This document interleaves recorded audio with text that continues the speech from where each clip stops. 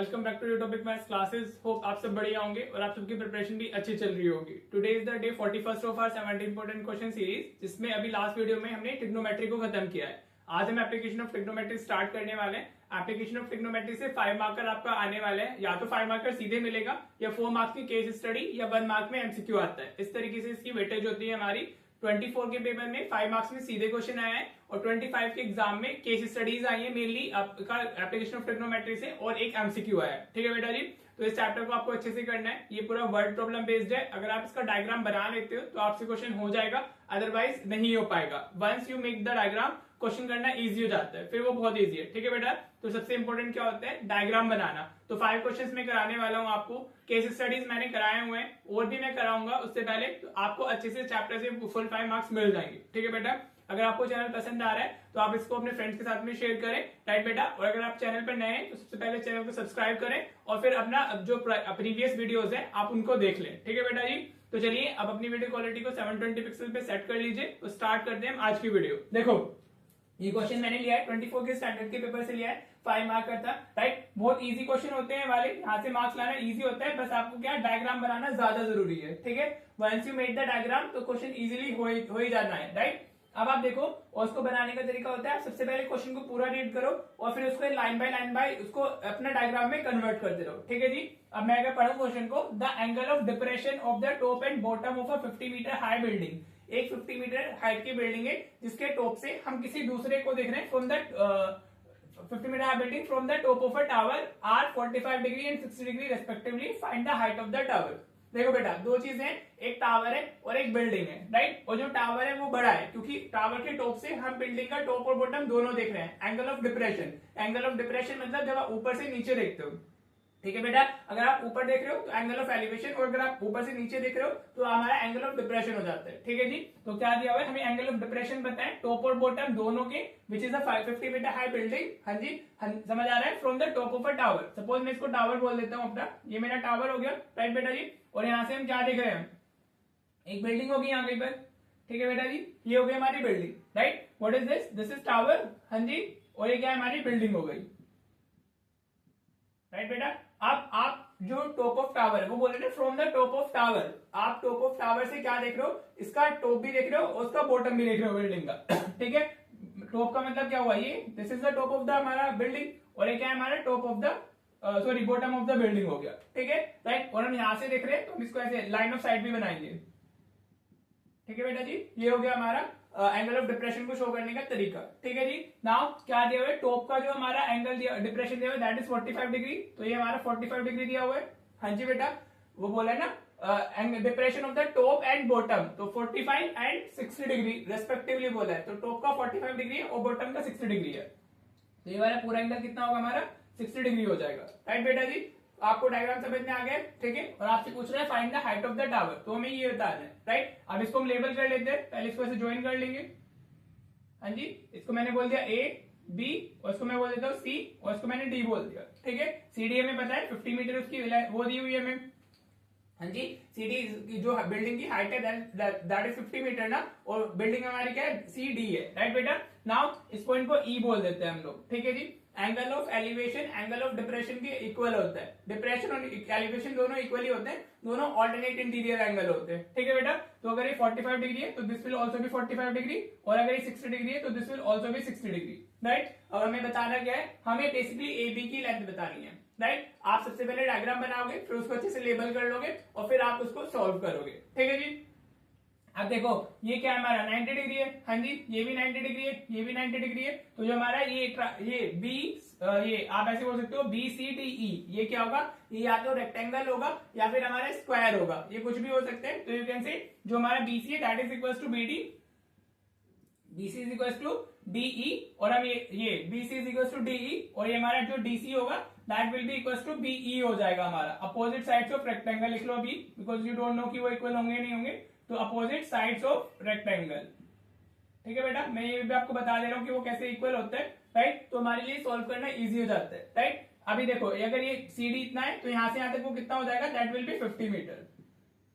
समझ में आ रहा है बेटा, अब कैलकुलेशन देख लो कैसे कर रहे हैं हम लोग। अभी मैं इसको ए को एक्स बोल देता हूँ। सपोज मैंने ए को क्या बोल दिया, एक्स बोल दिया, ठीक है।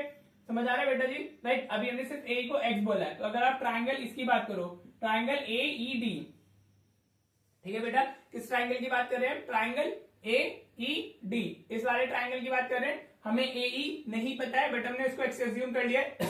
We know the angle in this triangle. आपको हमेशा दो ट्राइंगल्स बन रहे होंगे आपके पास में एप्लीकेशन ऑफ ट्रिग्नोमेट्रिक क्वेश्चन के अंदर, और दोनों में ही आपको साइन कोस टेन इस तरीके से लगाना होता है। 95% से 98% क्वेश्चन में टेन ही लगता है, बहुत कम होते हैं जहां पर साइन या कोस यूज करने होते हैं, राइट। तो अगर मैं यहाँ पर tan 45 डिग्री अप्लाई करता हूँ इस ट्राइंगल में, tan 45 डिग्री, तो tan 45 क्या होता है हमारा, मतलब tan is what, perpendicular upon base, तो हम इसको ऐसे लिख सकते हैं AE upon DE, AE upon DE लिख सकते हैं बेटा। हाँ जी, दिस इज व्हाट, परपेंडिकुलर, ये क्या हो गया, बेस हो गया, राइट। अब हमें क्या पता है 45 डिग्री की value, tan 45 degree is 1, AE को हमने x ले लिया, अपॉन में हमारा DE हो गया, ठीक है जी बेटा, समझ आ रहा है। अभी DE को आप इधर शिफ्ट करोगे तो 1 इंटू DE की वैल्यू भी क्या आ जाएगी, हमारी x ही आ जाएगी, ठीक है बेटा। DE भी क्या आ गया हमारा, x ही आ गया, राइट। अभी हमने देखा था जो D है वो BC के इक्वल है, हाँ जी, अपोजिट साइड्स ऑफ रेक्टेंगल, हाँ जी। नाउ हमारे पास में एंगल कौन से ट्राइंगल में बताया, अभी हमें ट्राइंगल ABC में एक एंगल बताया, राइट। तो अब आप ये वाला ट्राइंगल यूज कर लो, इन ट्राइंगल ABC, राइट बेटा जी। ये क्या हो गया हमारा, ट्राइंगल ABC हो गया। अब इसमें हमारा एंगल कितना है, 60 डिग्री, जो भी आपको एंगल पता है वो यूज करना है आपको। तो ये tan 60 डिग्री हो गया, that will be what, perpendicular upon base. तो ABC के लिए परपेंडिकुलर हमारा क्या है, AB, हाँ जी बेटा, अपॉन में BC आ जाएगा, राइट। अब इसको थोड़ा ध्यान से देख लेना, हाँ जी, अगर आपको कोई भी पॉइंट पे क्लियर नहीं होता है तो आप मुझे बता देना, ठीक है बेटा। तो ये this is AB is the हमारा perpendicular for triangle this ABC, और BC हमारा बेस हो गया, राइट। होप यहाँ तक क्लियर होगा। अब हम इसमें वैल्यूज पुट करते हैं। tan 60 डिग्री हमारा कितना होता है, √3 हो गया, राइट बेटा जी। ये क्या हो गया हमारा tan 60 डिग्री √3, राइट। अब AB, जो हमारी AB पूरी लेंथ है, इसको हम x प्लस 50 लिख सकते हैं, हाँ जी बेटा। हम AB को यहाँ से यहाँ तक वो AE हो गया विच इज x, और नीचे वो 50 डिग्री 50 मीटर है हमारा, राइट। तो इसको हम AB को कैसे लिख सकते हैं, x प्लस 50 लिख सकते हैं। आपको यहाँ तक क्लियर हो रहा होगा, राइट बेटा जी। इसको हमने क्या लिख लिया, x प्लस 50 लिख लिया। अब BC हमारा DE के इक्वल है, राइट, वो हम ऊपर शो कर चुके हैं, BC इक्वल टू DE। तो अभी DE हमारा x आया था, तो BC भी कितना हो जाएगा, x ही हो जाएगा, राइट बेटा। तो अपॉन में x आ गया, right. Now what you need to do, अब आप इसको शिफ्ट कर लो, तो ये √3x हो जाएगा इक्वल्स टू x प्लस 50 हो गया, राइट बेटा जी।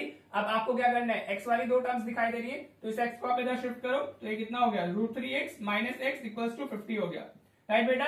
अब ध्यान रखना, ये इरेशनल नंबर है, इरेशनल नंबर है, राइट। तो आपको यहाँ से क्या करना है, x को कॉमन लेना है। कुछ बच्चों को इस कैलकुलेशन में प्रॉब्लम आती है, इसलिए मैं इसको डिस्कस कर रहा हूँ, right. Now if you take x as common, तो ये कितना हो जाएगा हमारा, √3 बचेगा यहाँ से 2, और यहाँ से -1 बचने वाला है, इक्वल्स टू 50, ठीक है बेटा जी।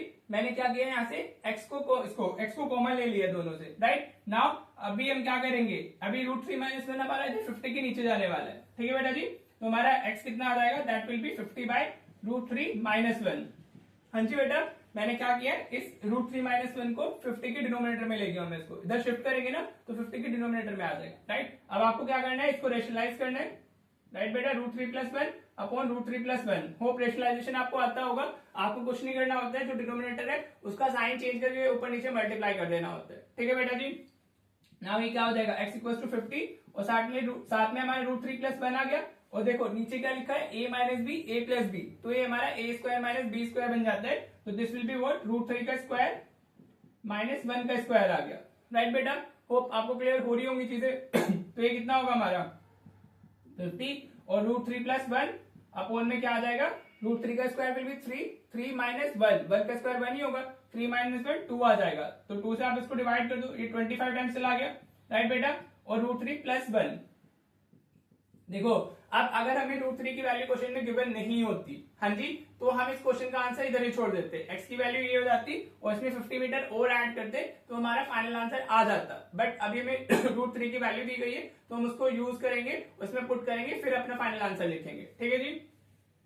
तो ये क्या हो गया, x इक्वल्स टू, ये √3 हमारा कितना है, √3 इज 1.73, √3 की वैल्यू 1.73 है, हाँ जी बेटा, और प्लस 1 और कर रहे हैं, तो हम लोग क्या इसमें कितना मिल जाएगा हमें, 2.73 मिल जाएगा ये, ठीक है बेटा, राइट। ये कितना मिलेगा हमें, 2.73 मिलेगा, राइट। अब इसमें मल्टीप्लाई कर लो, जो भी वैल्यू आएगी आपकी, 25 3 इंटू 75 हो गया हमारा, कैरी 7 हो जाएगा, 25 इंटू 7 हमारा कितना होगा, 175 और 7 हमारा हो जाएगा 82, 2 कैरी 18 आ जाएगा हमारा।